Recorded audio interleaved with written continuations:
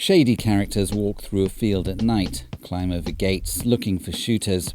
This is one of the latest recruitment videos from anti-badger cull groups. A masked woman tells viewers they should join us if they want to help the animals. Some of the activity in the video is illegal, including stealing traps. A key tactic of the antis is targeting people who are legally contracted by the government to kill the badgers. That's become a lot easier for them after the leak, apparently from a government department, of information about colours. Certainly from the first lot of badger culls, the security of people's data, personal information of those involved was of paramount importance to everybody involved. You know, certainly with the number of threats that was swirling around, and I was certainly really surprised to see the kind of information that the Innocent Badger website and Stop the Cull online are able to put out about individuals who are involved.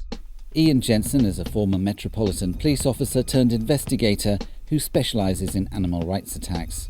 I suppose there's a possibility that somebody working would be sympathetic to the cull, as we know many people are, and so may have either been persuaded or felt it was their duty to pass that kind of information on. Fieldsports News spoke to some of the people whose information, phone numbers, addresses, emails, has been leaked. Although unwilling to speak to us publicly, they were disturbed by the news, especially when groups like Stop the Cull, which released the data, say they will find out what it's like to be hunted and chased. But a lot of people love badgers. You know, they're a lovely looking animal, but a lot of people don't understand the situation in the countryside and how it affects many farmers, particularly dairy farmers and beef farmers, and how badgers can spread TB.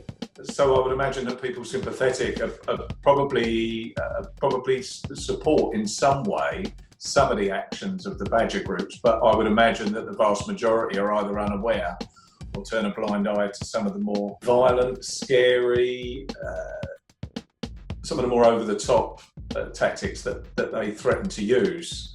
While threats on social media are common, Jensen says it's rare for animal rights extremists to carry them out. However, he says any threats should be reported to the police. A lot of people get threats on Facebook. I know Charlie and David do quite a lot.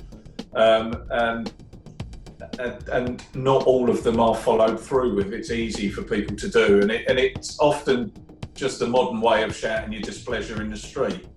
But it shouldn't be taken lightly. And if you're involved in legal activity, especially one that's sanctioned by the government, then there's no reason why you should have to put up with that kind of thing. Police are investigating. According to one of the victims, again speaking off the record, the case has been elevated. So the fact that it's gone to a crime investigation unit makes me feel that it has been elevated, and that there'll be a higher level of resources and experienced and skilled officers looking into that. If it's come from a government organisation or an organisation of any size, you know, they're bound by the GDPR, which is the latest rules about people's personal data and the regulations they have to conform to make sure that data is kept completely safe and secure.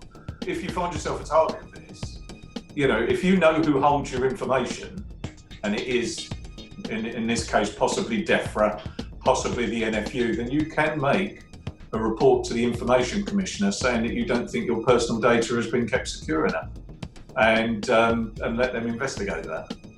If you want to contact Ian about the issues raised in this piece, please email ian@fieldsportschannel.tv.